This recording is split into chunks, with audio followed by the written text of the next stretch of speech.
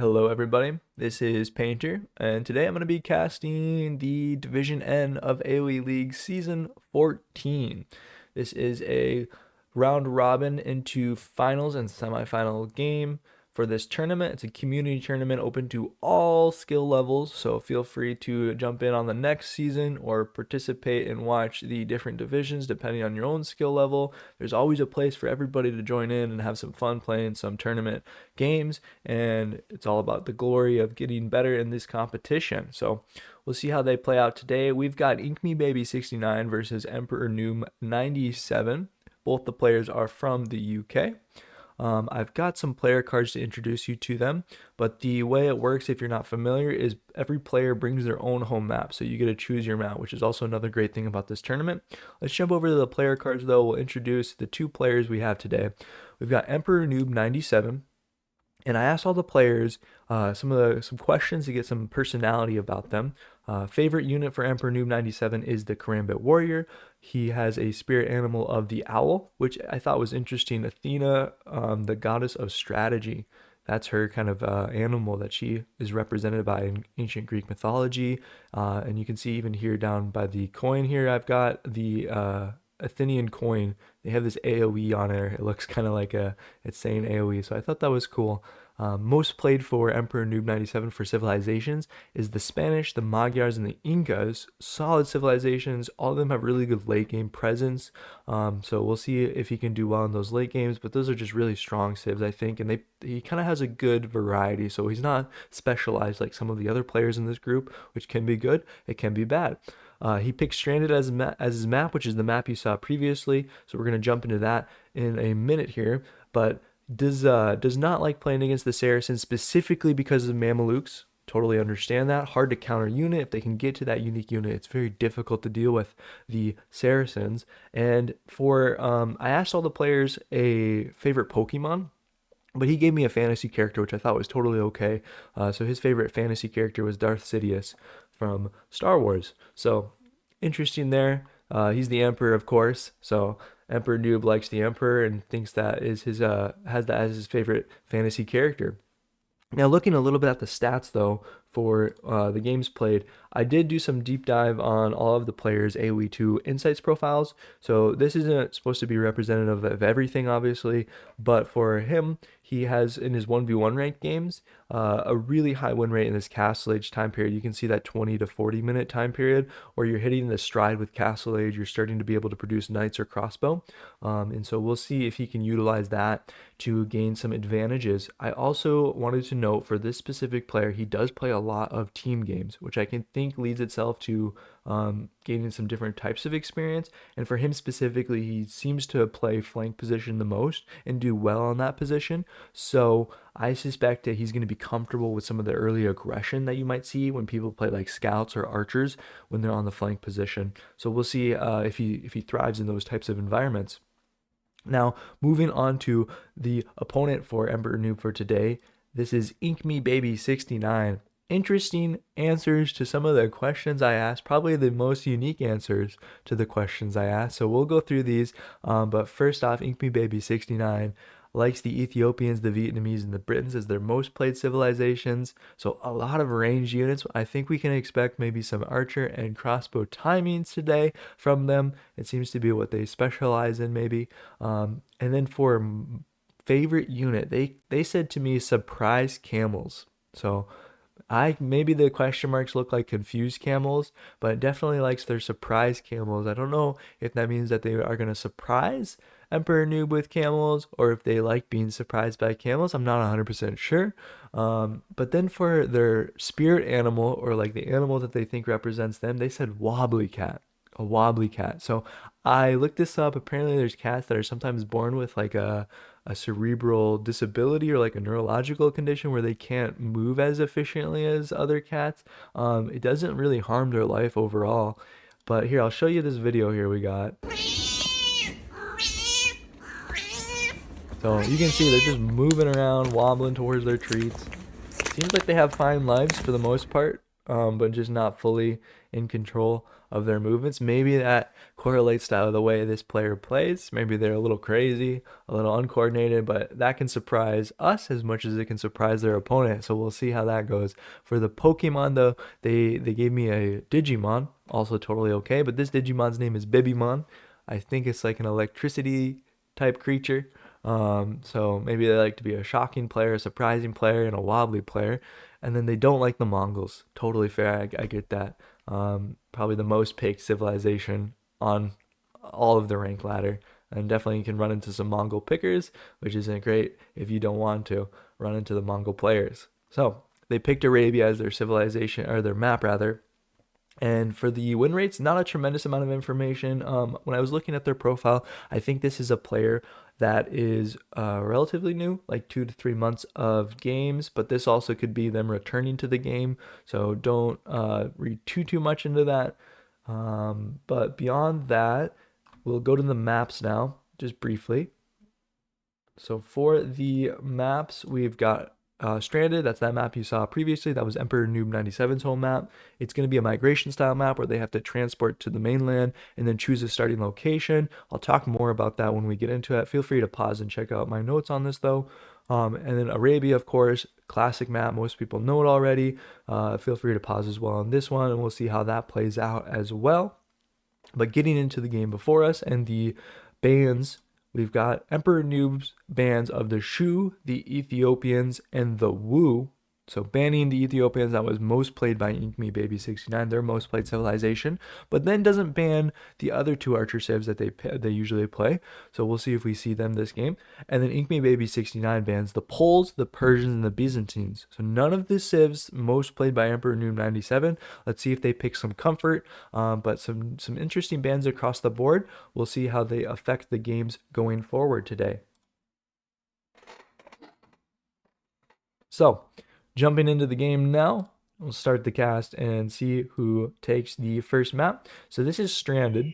We'll talk more about the matchup in a sec, but you can see that they start on these little islands, and then they gotta bring all their villagers over here to the mainland and build their TC. We're gonna swap the colors here, because I don't think it's easy to see either of those with each other especially. Okay, so we got red and blue.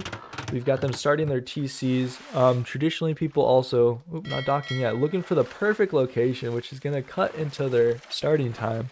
Don't know how effective that is, but we'll see if it pays off for finding a good starting spot. Oh, I'm silly. They actually already were.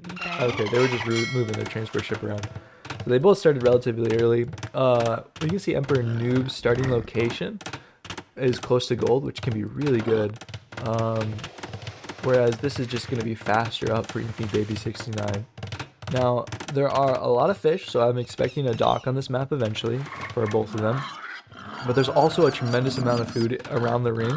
You can see you've got your pigs here, your irritables, and then you've also got many boars. Probably like 8, I think, on this map, around the ring on the inside here. And then even further inland, you've got the deer here. So packs of deer, packs of irritables, and packs of boars across the map pretty much.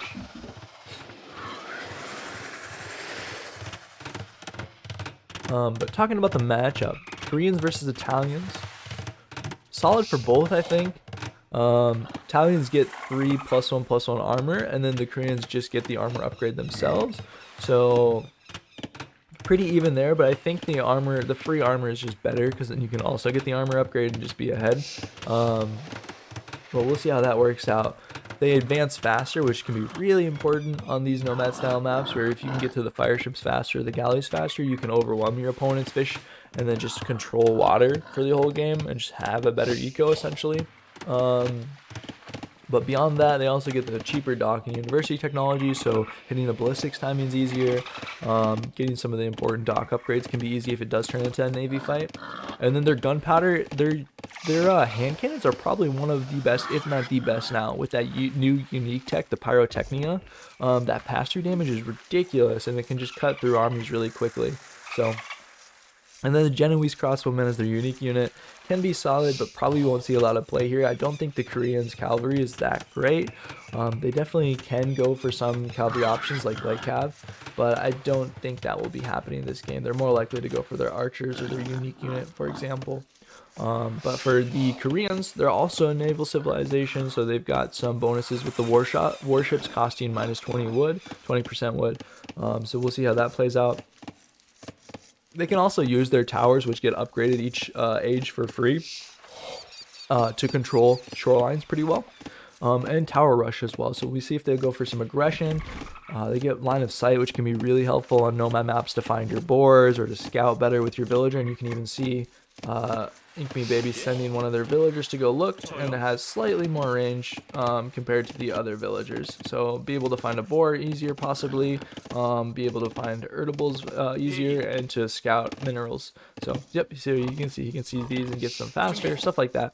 So definitely a good bonus for nomad and for maps where you have to do a lot of exploring. But yeah.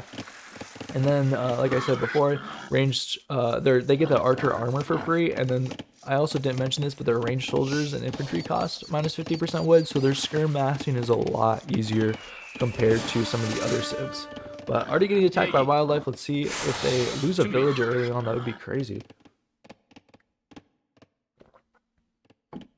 Not fighting it off, just running back. I think they're going to lose a villain. That's just unfortunate. Runs into a Komodo dragon. Loses a vill. Doesn't have loom. Not too awful though, because they are still able to build a dock. But EmperorNoob's already got the dock up and running, so probably going to be about a vill, and I'd say a fishing ship ahead, which is solid for them. And then you can also see EmperorNoob has really practiced this map. The Nomad start does need a little bit of practice to get really efficient, but looks like he's kind of got it down with the 5 seconds of idle TC time, which is great. And this is also really smart on this map. Sending your transport ship all the way around the map gives you so much information about where your opponent's dock might be, which can inform how aggressive you maybe want to play in feudal with your fire ships and your galleys, or how much you want to commit to water, you know. So all of those things are important. So, ooh, turns back right before. Doesn't spot. But through scouting everything else, you sort of realize that they can only be right here, right? So, but here they go. They're scouting still, so they'll find it eventually. But just confirming the dock's there. Yep. So now they know, and it should be expected. Docks on this map make the most sense, I think, for how people ought to play it. But it doesn't necessarily need to be that way every game. Definitely some strategies that could avoid using a dock and play really aggressive and try to control the resources around the ring here.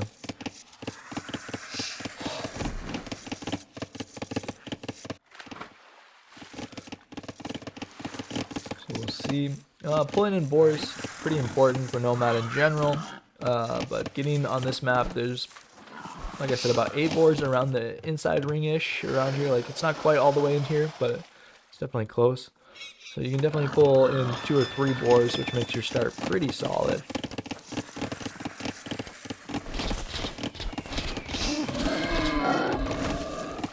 So there's the first boar pulled in. I really like EmperorNoob starting. I think I said this earlier, but starting right next to the gold makes the fast castle way more efficient. And not to mention the Italians get the discount anyways. So you only need probably 170 or so. I think it's a little bit less. Is it 15%? So yeah, about 175 or so to go up.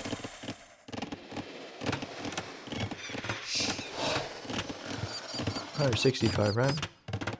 Around there. So building the lumber camp out here, you do need a second building, so it makes sense. But also, you have the lumber camp here, so I don't know how effective this was. The mill makes sense, but the lumber camp is a little bit maybe silly. And we'll see if this villager runs into an untimely demise with a Komodo dragon out here. Oh, there they go, another attack. These Komodo dragons are feasting.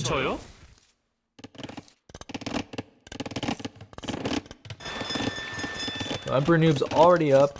He's got a really solid build, a really solid idle TC time. did his due diligence of scouting and the practice that he put in probably for this map, I would say. Has performed really well already. Hasn't scouted the outside ring for InkMeBaby, which is important to know where the dock is and kind of relatively where the TC of your opponent is, because once you know where the dock is, odds are the TC follows really close by. So that's just one of those things to do on this map. There's a lot going on, obviously. There are some times where also you can get the hurtables. They'll just be like close enough, but it's not very common. It's just one of those random things that can happen. Ooh, almost loses another villager. But look at all these low villagers. If InkMeBaby or if EmperorNoob goes for some forward aggression, it could be really dangerous. So fire ship's on the way. We've got a good feudal timing to control water, and then we'll see if he follows us up with like a man-at-arms or I'm expecting archers, because Italians actually play into archers with their new bonus of +1/+1 on their archers. +1 melee armor, +1 pierce armor.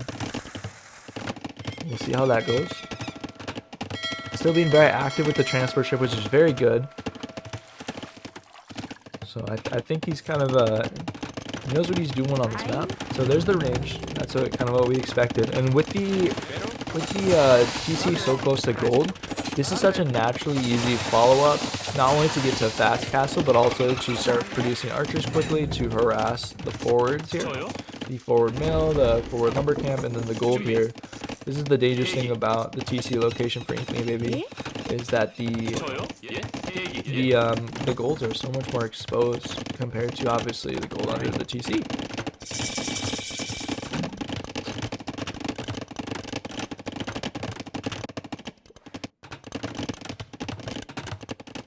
So waits for a couple fire ships. This is also another thing that's really solid. When you wait instead of going with just one, if InkMeBaby was producing fire ships way quicker, or on fire ships in general, you would run in with your one fire ship. You would have fire ship versus fire ship with villagers being able to repair it, because obviously if you send your ships forward, you're not close to your villagers anymore. You're in enemy territory, and then the reinforcement would hit faster. So this is something I think people run into, where they'll send their army aggressively forward, and there is a natural advantage that defenders get, where their reinforcements get there quicker, they can support with villagers or other units or TC fire, you know. So whenever you're adventuring out across sort of the line that divides your territory and the enemy territory, that's just something to be aware of. Okay, so fletching coming in, horse collar coming in, so I'm expecting fishing economy to be added. This is also pretty smart, because if EmperorNoob stops adding fish and just is okay with giving up water after a large commitment from Baby69, then we will see the land aggression take over, and then also the transition to farms. So just really well thought out play. And I think that's what's going to happen, because he is targeting, I was going to say, he's targeting the fishing ships. He's more concerned about reducing the eco before fighting off the galleys. I mean, still fighting the galleys, but kills the fishing ships. Very solid. And we'll see when these archers come out. It's got about 5 now.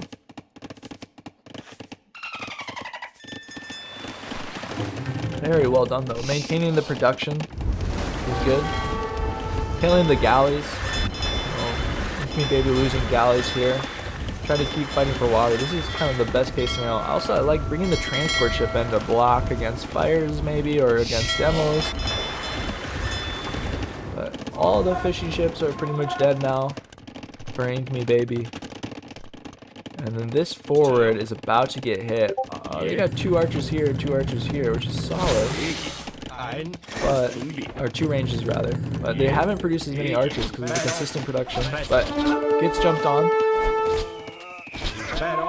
Fletching just came in though, so they could make the switch to skirms if they do it quickly enough here. But they've got the +1 armor still, but the archers also have the free +1 armor. They're pretty evenly matched, but EmperorNoob just has more, and also is winning water currently. So this is starting to stack up the pressure.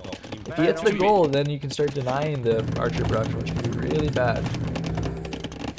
InkMeBaby69 has switched over to skirms. Solid choice. With the free armor, it's actually really strong against archers. Might lose a bill here. Tower is alright, but I think they can still harass the gold, so even though it's centrally located, sometimes you have to pick your poison and choose what you want to defend and what you need to move your units to defend with. Because right now, this can be still harassed on this side. This obviously can be harassed here from like an archer up on this hill near the tree, the palm tree here. Picks off the little, the unhealthy ones, the low HP ones, which is really heads up. Very solid play, good micro. And all the while, the TC idle is pretty okay for both.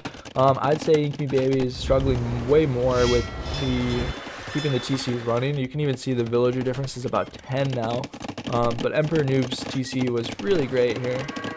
A lot of chaos, but still controlling it and still hitting and killing villagers and everything. So great play right now by EmperorNoob. And that's kind of to be expected, right? This is his home map. This is kind of what I was expecting with the players, is to have a really disciplined strat on their home map, something that they practice a few times and to perform well on it. And we're definitely seeing that here. The 2 fire ships killing the fish, adding farms. The eco is flying right now. So we'll see how this translates. I think he's already gained a pretty good advantage. We'll see if he makes his way to castle. You can see now that the gold is not being balanced so well, which is fine, you know, that happens in these types of games. When crazy stuff happens, you start to slip on some of your resources here. But I think if they added a market, they could definitely make it to castle right now. And they just did it. They bought, yep, 300 food, and they're on their way.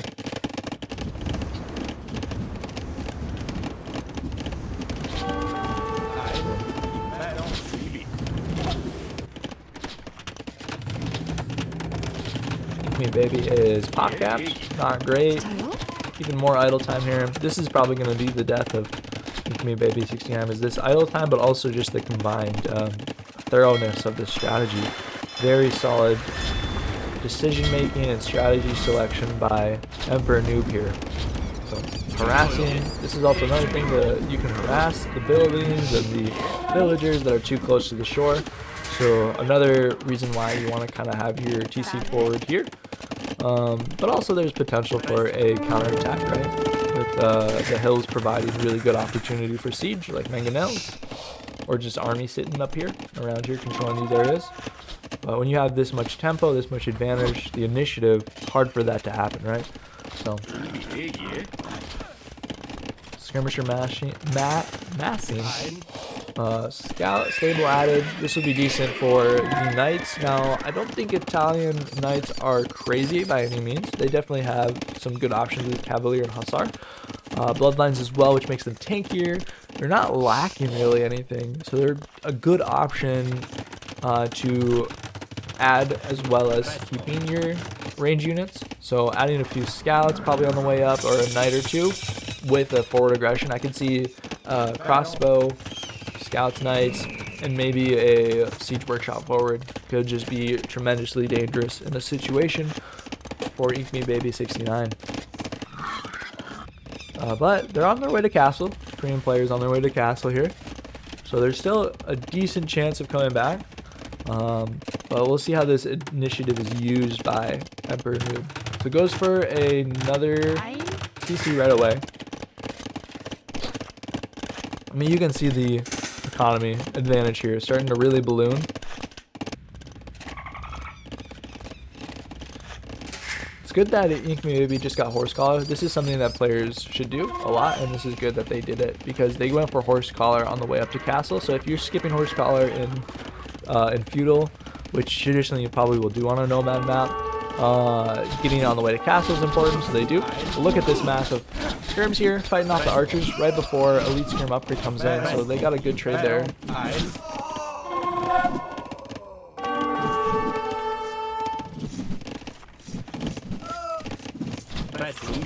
Decent micro to try to harass with the archers while your skirms are going down. But I think if the Korean player just keeps massing skirms, they'll be able to outmass. And they've got 2 ranges. Second range has been added now by EmperorNoob. So it's 2 range versus 2 range currently.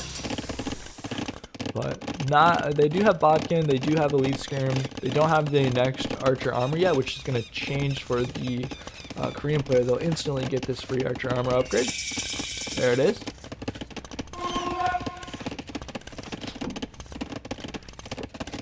But you can see for resources collected in the economy advantage, it's very clearly in EmperorNoob's favor.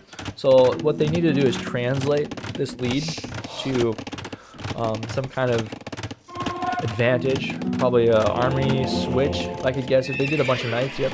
Okay, so a bunch of knights with some bloodlines and some armor, they'll be able to fight through these skirms and do a tremendous amount of damage. And unfortunately for the Korean player, they feel as if they're stuck on skirms, which they could play skirm monk, maybe skirm spear for sure. But you don't have to feel as if you're stuck just building skirms. If you've killed their entire mass, this is good though, sending it forward to get some information, but you're definitely going to lose a lot of these skirms then. But when you get information that you've killed their entire mass over here when this fight happened, you know your opponent can either commit harder to skirm, which puts you ahead in the mass, or what's more likely is they're probably going to switch or add in a counter unit. So getting ready for that is one of the ways to engage with the strategy of this game. But you can definitely fight this off too if you had enough skirms and ballistics and all the upgrades, you can fight it off too. That's what makes skirms so strong, is they can kill knights. Especially if you had a monk or two, it's just so hard for them to fight. The knight player, that is.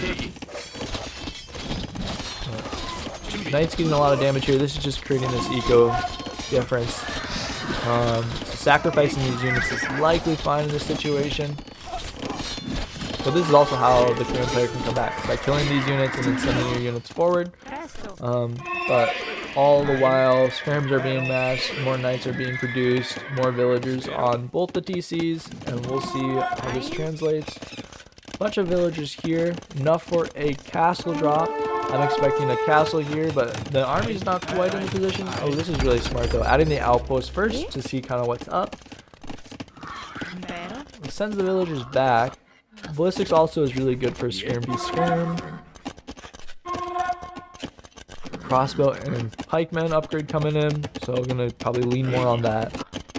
But this is really intelligent by EmperorNoob. So EmperorNoob teched into the knights. Did go crazy with the +2, knew that it would be able to kill the skirms, the 4 or 5 knights that he had out of this stable. And then this forces InkMeBaby into pikes and crossbow. And this is why I think the monk answer is probably a little bit better, because monks can heal during a skirm v skirm fight and really change the way that fight works out. But what I'm trying to say is the addition of knights basically forces more crossbow, forces more spears, or forces monks. But in this case, forcing those while also adding in your own skirms allows you to mass up again. So we'll see how this plays out. But a very intelligent composition selection by EmperorNoob here. So now he's got the Siege Workshop over here, going to push from this north side. I think pushing from the center is fine, but obviously there's not a tremendous amount of space, which actually it could be a downside if you're the knight player. You want more mobility, more movement for your knights to wrap around armies and cut things off. So sending the small group forward to get some information. Solid. You just need to know what's happening, and then you can also use this as a raiding group. Monk coming forward though to steal some resources. The relic specifically. But gets caught by this little army. This is a good little patrol forward here. So this castle's coming down. This is going to deny the gold. It hits all of the production. Solid choice to put it right here to hit all of the ranges. So eventually all 3 ranges will be taken out. This probably spells disaster for InkMeBaby. Really solid game plan. Just stick with the eco and then eventually be able to outproduce your opponent. Place the forward castle. Put your opponent in a really bad situation where they're almost forced into like a fast style build. So fight this off. Lots of villager kills coming in now. Mangonel as well. Yeah, that's GG called. So really polished game plan from EmperorNoob. Understood the map, how he wanted to play it. Italians just created all these advantages. A little bit unfortunate because I think the Italians are just like a really good answer to the Koreans as well, in a lot of different ways. Getting the free +1/+1 armor is just like almost the same as getting the free upgrade, and then you can obviously match the upgrades with your resources throughout the ages, so there's no real advantage there. Unfortunately for the Korean player, I think the Italians are just a little bit better in that regard. And then also the control of water is so important. So being slower to the age because there's probably a less practice. I'm guessing EmperorNoob put more practice in for Stranded.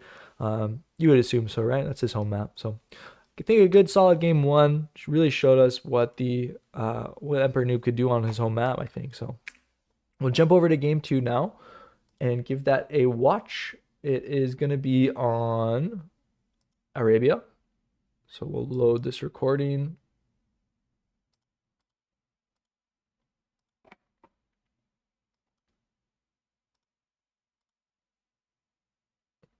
And we'll give it a go.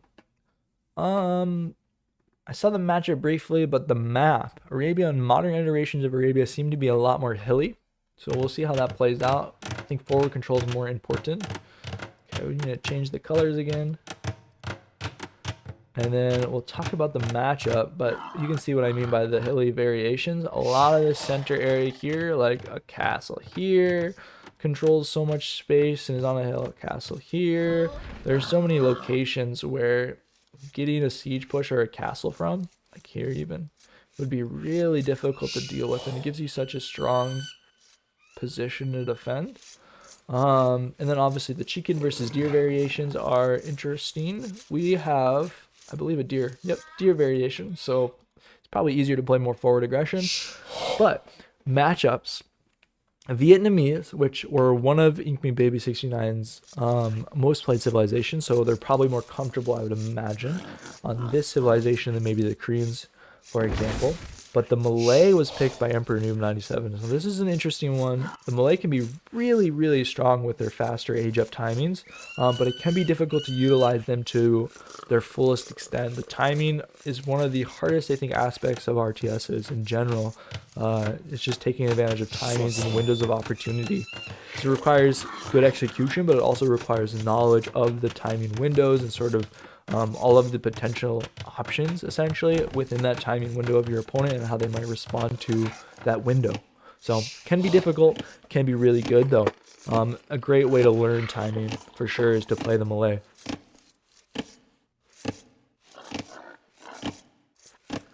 But when it comes to some of the other things they get, their elephants are pretty strong. I'm kind of surprised they didn't choose this civ on the previous map, because getting to faster feudal with Malay and then using fire ships early can just win you the water. And they you can see they've got some upgrades for water maps, the fishing ships cheaper, bonuses. They've also got the philosocracy, so the docks become harbors which shoot arrows. So really cool there to defend your fishing eco and your coastlines on that map. But I don't expect us to see a fish boom, but it's possible on Arabia. I've seen some clown stuff with that. But yeah, maybe a men-at-arms open then. But the Vietnamese, they've got really solid upgrades. They get to know where the opponent's town center is, which can be really effective for sending your scout there after pushing all of your deer and knowing that they're on like men-at-arms, for example, in this game. So we'll see if they utilize that bonus well. The economic upgrades costing no wood and being researched faster can mean things like wheelbarrow are way quicker. So timings on wheelbarrow should be tighter maybe. Getting like full eco upgrades can be very effective and does wonders. Ooh, house early on, unfortunate. So it goes for a loom. Not the greatest start it by either of them, but that's okay. I always realize, I think I noticed that once people are on their second game, you kind of get in this like pace where you have like multiple TCs running and you've got everything you want for resources and everything is kind of flying after you play like Castle Age or Imperial Age, and then you jump into your next game and it feels weird to go back to a slower start. But something that needs to be practiced for these players a little bit, maybe more. But EmperorNoob definitely getting more idle time, so in the same way that in the previous map he seemed like he had more of a strategy and an idea of what he wanted to do for his build, in this map InkMeBaby69 has the less idle time, so definitely showing the strength of their knowledge and their practice on this map.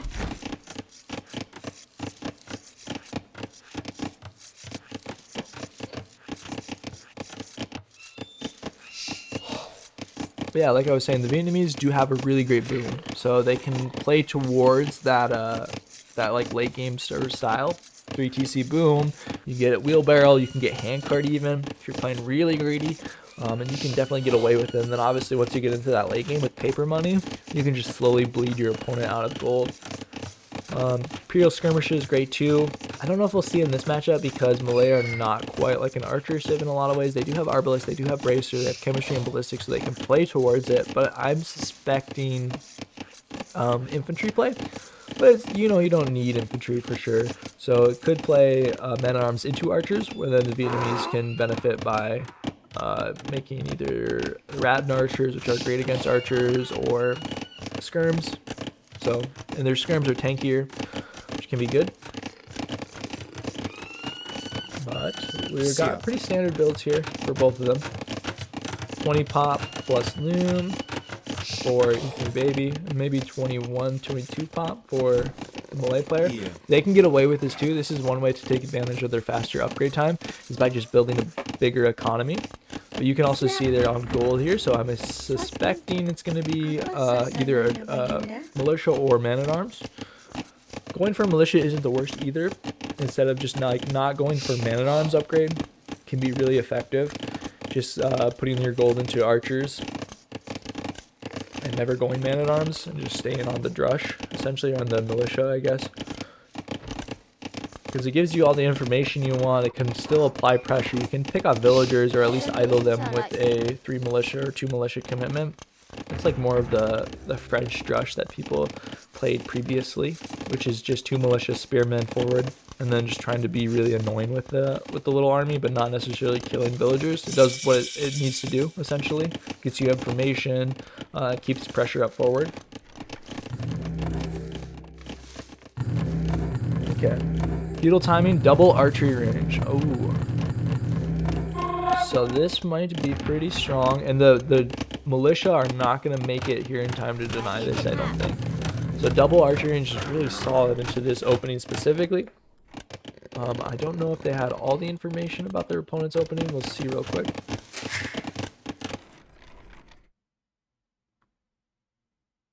That's Rage, having a hard time. So they know it's going to be a militia play, right? They see the mining camp, they scouted the barracks. They didn't scout it when the militia were in there, but it's pretty easy to know. Blacksmith archery range versus double range. So massing and then getting the fletching upgrade later on can be really effective. One of the ways to beat solid archer timings is the double range. And this is also offers a lot of potential to do a tremendous amount of damage because you're just producing so many archers so quickly.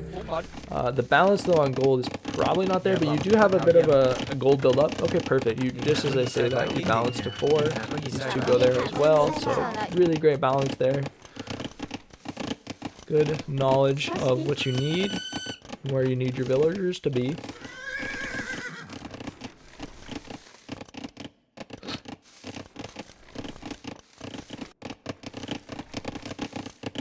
A lot on this mill, which is kind of crazy. So like a fast castle variation might be possible if you played like skirm. Yep, you're going skirms. You're getting housed though, which isn't great obviously, especially as your opponent masses more and faster. So this can be really dangerous. Militia never hit. There's also another thing, maybe there's just a lot going on, getting housed. And that's another thing with like man-at-arms or militia openings, you're going to need more houses earlier on because you're going to be producing more, essentially faster. So it can be a little tricky.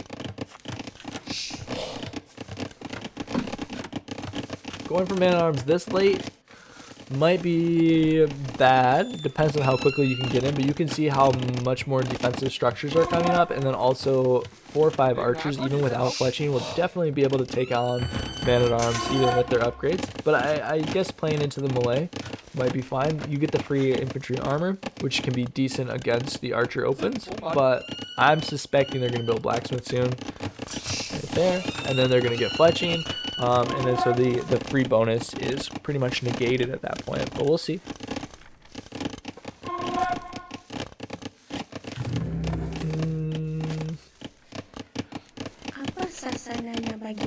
The berries are going to collapse because there's so many on them, so we'll see how Emperor Noob deals with that. Could definitely go for another lumber camp. Like the double lumber camp here from the Vietnamese is just going to produce a small eco lead, which then will translate into probably a bigger archer mass. Should be solid. Going forward with the archers here is good. Attacking the goal, this is good too. You know where to hit. Wrapping around this way to try to harass the wood line is also great. So this is another advantage of having a second wood line, is you can migrate your villagers there immediately, but you only got 34 wood now, so being able to build that will be a little bit harder. Ooh, good wall though. That would have been disastrous if these ran through here. I mean, you've got the skirms, so jumping out with the skirms would be decent, but 8 archers can definitely pick off villagers here. So all of the advantage of the melee bonus age up could be completely gone here, and then that just leaves the enemies with their faster eco bonuses and cheaper eco bonuses essentially, which gives them the eco advantage, right? So we'll see how that plays out. Denying the gold long term will also be really important, but you do have the 200. The melee does have the 200 to go up. Tower is pretty solid, and some of the skirms out to the archers. Maybe you could have not done a tower and just fought it off with skirms. Your skirms are pretty strong. So, ooh, realizing you're missing double bit, that explains some of the disadvantage here on the res collected as well. These guys are just running around, maybe a click on one. I think they can fight it off though. These archers are going to have a hard time. And I think when you run into something like this, you definitely get some of this guy. I think when players run into something like this where their opponent makes a strong counter to their double range opening, or like whatever it is your opening is, and then your opponent overproduces essentially, or produces enough to stop you, you got to think about the next step. Getting to Castle Age, hitting the Expo timing, because there is a window in which Expo definitely beats skirms. Bodkin can hit really hard too, and you can pick off a bunch of villagers and play for more of like an eco advantage, which I think suits the Vietnamese very well. And then obviously you can depend on having your double range skirm production if everything goes to shit, right? So there's a lot of options there, but forcing the tower is really good damage. So it's already been pretty decent. Forcing them off gold has been decent, and just the general chaos that early aggression can lend itself to. But I'm seeing a tremendous amount of men-at-arms in the barracks, so the counter attack here might be really, really good.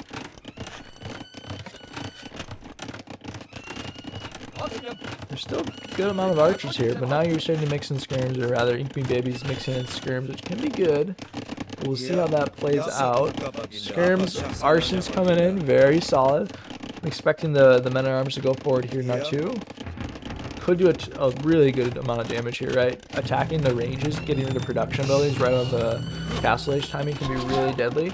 But something you might realize is that the Vietnamese player is almost up to Castle Age, and that's going to be really important, I think, for the timings. So there's going to be a window, I think, where EmperorNoob can do damage, but it's going to be slowly closing, especially as Castle Age is clicked, and now we're just waiting to see how quickly EmperorNoob can deal damage before getting overwhelmed by Castle Age units like crossbow knights, which aren't awful but not great. Vietnamese knights, that is. I mean, knights in general are just tremendous against feudal age units, so we'll see if they get selected. They probably should.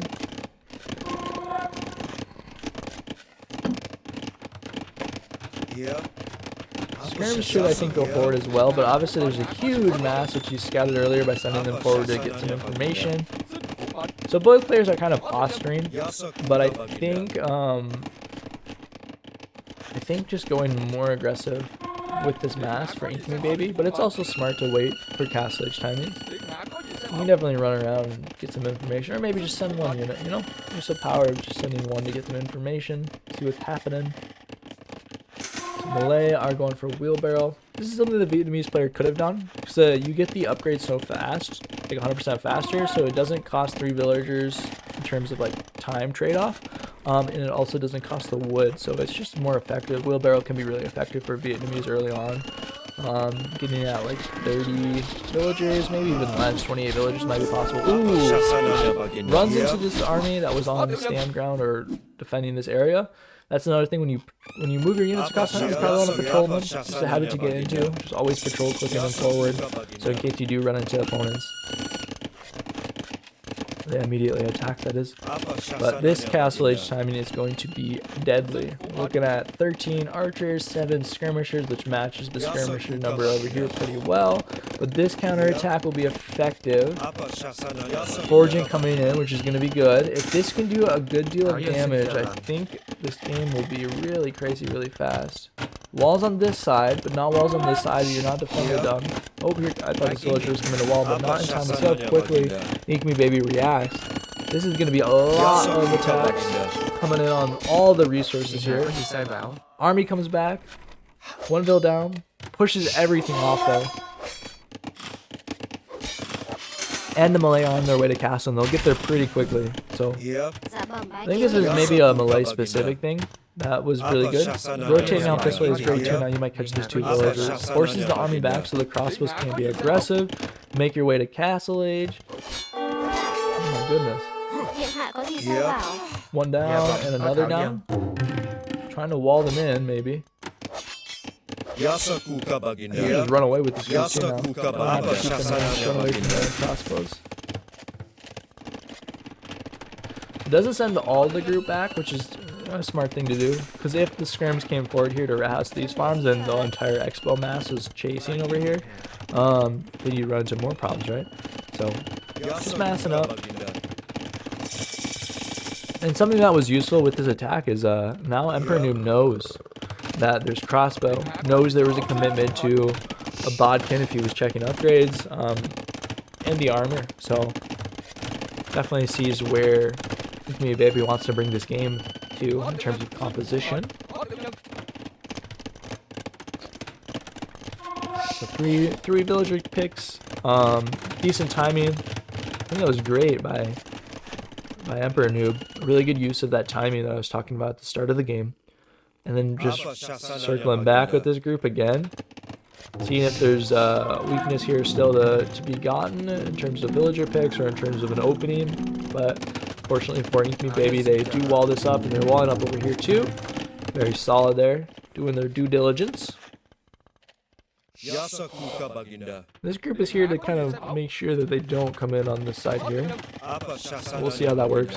I'm wondering if they'll take advantage of arson, especially when the game gets chaotic. You just sit here with your 6 units and then wait for the game a moment to get really chaotic. And if you can remember in that chaos that you've got these units over here and just send them to the wall and try to get in, it can just really be rough to deal with if you hide it with all the attack notifications and chaos that's happening at a good moment. So that's one of those strategies that's very solid. Ooh, unfortunate. You got the attack notification sent. This is something that can happen too if you don't move your units all the way around and then they attack and it causes people to know you're here. But this is going to be really scary. Fortunately for the Malay player, they do have the second CC already, and they have it on a really good location to protect the unit. And then now the tower is going to pay off a lot to defend against these crossbows. Battle elephants selected, so definitely can push this back with battle elephants. And then also the scrims, the elite scrims, are going to do really well. So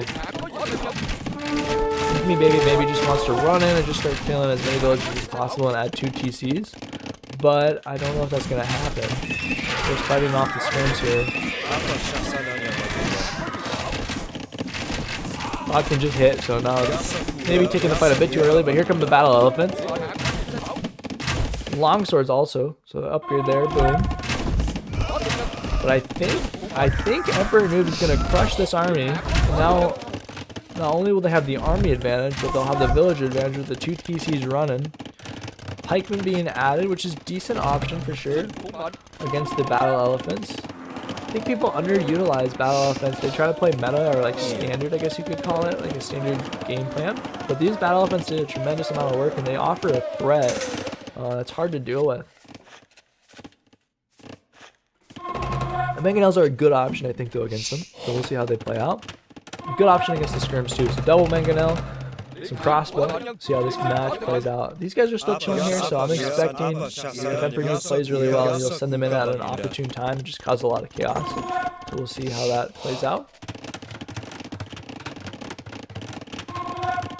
2 TCs though, that's going to be a long-term advantage.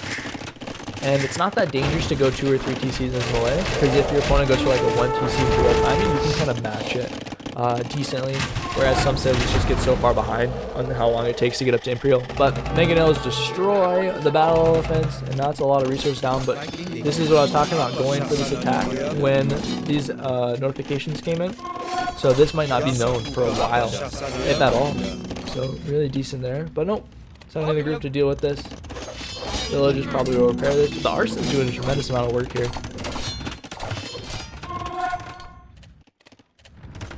This is good though. This is a good tactic to use. Surprise your opponent with a fight in the middle and then send a small group roaming around. It just was caught this time, but it keeps your opponent on their toes. Some good army combination here. We'll clean up these long swords. Pretty even match, all things considered. Missing wheelbarrow, like I said earlier, Vietnamese are really great at getting some of these eco techs, especially things like wheelbarrow, which research 100% faster. So normally it would cost you 3 villagers in terms of like amount you could produce in the time it takes to research wheelbarrow. Not the case with Vietnamese wheelbarrow. It only costs about 1.5 villagers, which makes it very worthwhile, especially with how many farms they have. 15 farms, definitely worth it. So and I think that's a good way to play the game in general. And it's a fun way to play the game, is just always trying to take as much advantage of your civilization's bonuses as possible. Informs you a lot about how to play, but also leads to really fun creative moments like long swords, for example, in this game, and battle elephants, which take advantage of the melee bonus, right? So cheaper battle elephants, some skirms, cool compositions, right? But here comes the Expo Mass attacking this side of the map. There's good walls, so it's hard to get in. Doing this gate back here also stops them all the way. But you are denying, I guess, the stone. I think the Expo could beat 6 skirms, but it's really close. And there are some skirms in this pack too, so it's like 2 skirms and like 9 crossbow, 11 crossbow. So, but as this is happening, army forward here. This is crazy. Gets one of the mangonels. Adds a mangonel for himself. But the pikemen are here now, so Usco trades the mangonels. Solid fight for blue there. Battering ram being added, but this doesn't have support anymore. More battle elephants, but more pikes will be added, so pikes are a great option here. But as this is happening, losing the fight over here, so skirms are being utilized well. Look at this TC though, this is way out here. This might pay off long term. But unfortunately for InkMeBaby, they're still on 1 TC, they're still lacking some of those eco upgrades. So this could be another eco advantage. I think this is something that team games is really paying off for EmperorNoob. He's got a lot of team games, so I think he understands the value of this long-term investment of having economy set up for a later game play. In the same way that you'd set up trade for late games and team games, he's setting up 3 TCs, getting his boom going, adding in farms, adding in all the eco upgrades that he thinks he needs. So we'll be solid. There we go. We got wheelbarrow though from InkMeBaby. But not adding the TCs is not great though. You're seeing this discrepancy build. You're seeing the resources collected grow and grow and grow. But they do have a window where they could go for Imperial. But I think it could be matched if EmperorNoob adds a bunch of farms. But we'll see. See if this pressure pays off. Not a tremendous amount of skirms anymore, and this is a good deal of crossbow skirms and pike and 2 mangonels, which would be great against the scorpions and the battering ram, and also pretty good against the elephants. But losing your pike could be bad here. Oh, see how quickly the elephants go down. Definitely take a good deal of damage from these, from the crossbow. See how mangonels firing into the group here, but the scorpions will push this back for sure, right? The pikemen are not joining the fight, but here comes another wave of reinforcements. Mangonel goes down. Good crossbow micro though, just microing back so the scorpion doesn't get as much damage, and the pikemen will clean this up. So you're seeing how well the pikemen work here. Mangonel could come forward and deal with the skirms, and that's on the way. Good micro from both players. I think good selection there from both players. I think fighting this is a mistake, but I think they might win it. I think maybe wins this. Don't know if they're winning though the resource battle. There's a lot of investment being lost there. Good mangonel coming out. Castle here, which defends the stone for the future and also kind of closes off the map. See, this is where a Imperial timing with a forward castle position on like a hill could control so much space and lead to long-term problems. But this is also where a TC on the wings here pays itself in dividends because it's so safe, so far, so unlikely to be targeted. Let's see what the scouting's like. So, yep, no chance that this will be seen for a while, I think.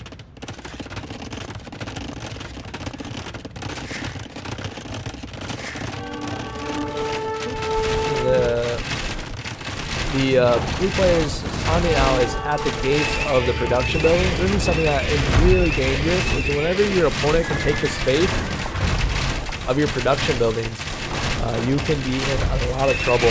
Obviously, when your entire army is just up to take them out. This might snowball really hard.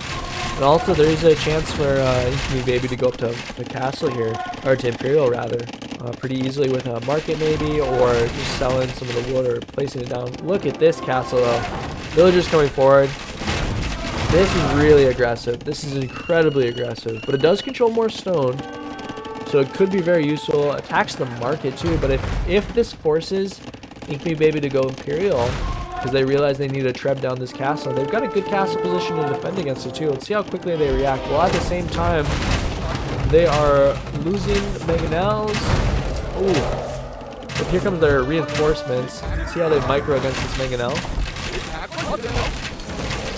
Nice, they beat it back, but while this is happening, they're entirely distracting. InkMeBaby's distracted from the castle being dropped here, which is going to hit some of the wood line, which is decent, but mostly controls the stone for long-term castles, because that's about it for castles for InkMeBaby, unless they go to one of these stones out here, which they definitely can do. But you can see their wood economy is 40 on wood, but it's starting to get more inefficient, and they're going to hit the most, EmperorNoob's going to hit the most efficient wood line they have. While at the same time, Karambit's coming in. Run right into the castle. Here comes the push though. I think if InkMeBaby goes Imperial and goes for like Arbs and Bracer and Chemistry, they could have a serious push on their hands here. Battle Elephants, I don't think are cutting it anymore. They're still committing to them, so you gotta respect that. Imperial from the melee, they'll hit it way faster, even if InkMeBaby clicks up currently right now, they'll still hit it way faster. Looks like they're trying to balance for it. They definitely have the resources if they sell. So we'll see if they sell to get to Imp. Losing the production though is going to hurt long term.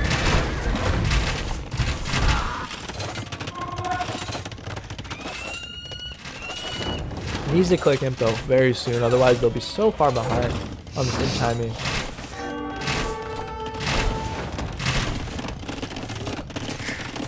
And if EmperorNoob starts trebbing down the 1 TC InkMeBaby has, it could be really bad for them. Imperial clicked, but we'll be about 2 minutes and 30 seconds behind on the timing. But this could snowball still. This is still very possible. In terms of skirms though, skirm production is increasing, Karambits are running in, so they're going to try to make it chaotic and messy. Karambits are kind of running through this castle path here. This is really good though by EmperorNoob, just going into all these resources on the side to try to collect as much as possible. So even if these resources are pushed back, there's a good deal of it being collected before then. So long term, you're creating really good advantages there. You can see the resource difference here is all created because of the 30 villager difference. So long term, the armies will be well funded from EmperorNoob, but he is throwing away a tremendous amount of units here. The KD as well is very close, but battle elephants are way more expensive than crossbows, single crossbow. So good micro here though, very good micro. Could use a mega now, that's okay. Reinforcements coming in, all the battle elephants fall, and this is going to start to be really dangerous. Pushes into maybe all the eco. This is the underbelly eco is entirely exposed here for EmperorNoob, so like killing all these villagers, pushing them off back into the TCs. Skirms are being produced at a pretty good rate. There's definitely mangonels to assist in the push. Karambits over here doing their own raiding. Look at that. Pushing pushing InkMeBaby off of gold. Here come the skirms though. And so while InkMeBaby's looking at this, skirms come in, start picking out crossbow. This mangonel can support this, but that is a tremendous amount of crossbow. They're not going to trade well against these skirms, and also taking this hill would be important. Right on the Imperial timing, TC goes down. That was incredibly close. Could have lost the TC before getting Imperial. That would have been game over for sure. Karambit's running around, raiding. No more TCs for InkMeBaby. This is looking disastrous now, and I think they just lost their entire crossbow army right on the Imperial timing. An elite battle elephant coming in for the Malay player. So here comes the TC again, putting it in this defensive location. All of this is exposed now for the Karambits, who are doing a good job of raiding. There's multiple TCs protecting this economy, but this is still pretty weak. Could utilize maybe some of the stone they've gained control over, right? Stone here, and I think they've gained stone here. So they could make a castle if they put more villagers on it. But this is a messy, messy game now. I think InkMeBaby is going to have a hard time stabilizing. And EmperorNoob has just played consistent, right? One for the eco advantage that they gain with Malay with the faster uptime, but also just prioritizing that, using the longswords to gain more of an eco advantage and timing throughout the game. With villager kills and pressure to keep the crossbow at bay for a long time. Skirmishers now are being massed up here to control this space so the crossbow can't go for like a forward aggressive play. And all the while, elite battle elephants are starting to collect here for a really strong push, perhaps the final push of the game. Crossbow are getting picked apart by the Karambits if they're raiding well effectively. And you get the free armor, so the Karambits, even though they're cheap and kind of paper thin, they definitely can do work long term. And just look at this, they're just all over the map, causing chaos. And here come the elephants. I think EmperorNoob's hiding these back in the corner here. Oh, no, collecting them together. And gonna send the battle elephants forward. This is gonna be really, really strong. Difficult to deal with for sure. Might lose the forward castle. I think if this forward castle goes down, or the defensive castle here, there's so much open for the elephants to roam in, and I think it will happen for sure. Yep, castle goes down. I think here come the battle elephants, the skirmishers to attack these locations. This will be one of the last golds that's defended. For InkMeBaby, this will turn, I think, quickly into a stampede of elephants, skirmishers to back it up, and just a difficult time to defend. 50 villager lead for EmperorNoob, just getting the last upgrades, so to collecting his army, that's where he sends it forward. More resources to be collected, getting some stone. Castles to defend these locations can be really great to just secure the game. Karambits are still flooding out. Just being mass produced to attack their locations. And here come the battle elephants. Yep, GG's call as soon as you see a herd of elite battle elephants like that. So there go both the games to EmperorNoob. Played really, really well, I think. Not to say InkMeBaby didn't show signs of life, but I think prioritizing sort of a long-term strategy was missing on the blue side. EmperorNoob seemed to have an idea about how he wanted to play both of the maps in terms of late games or like long-term plans. The TC production was great. The attacks with the men-at-arms in the feudal to castle age transition really slowed down, I think, the Vietnamese player. So a lot of life there on that side. I think InkMeBaby played pretty good too, though. The crossbow definitely were finding harassment on the wood lines forward, forcing towers. This could have been, I think if we force the tower, you could go for an eco boom if you're the Vietnamese player. Use the 3 TC boom, get wheelbarrow. Your economy would be flying. Your bonuses would be great. And then translate that into maybe raiding or rat and archers with a bunch of castles rather, unique units, and just push with that. But unfortunately, the Malay economy was just overrunning. And even though there was a lot of trading of battle elephants for crossbowmen, which I don't think is an efficient trade, the economy was just so strong for EmperorNoob. So that was the match between these two players. And I'll be casting some more today So look for more videos coming out with all the players that played over the weekend, and we'll get a standings update probably at the end of it all. But beyond that, thank you for watching. I've been Painter, and this has been Division N of AOE League Season 14.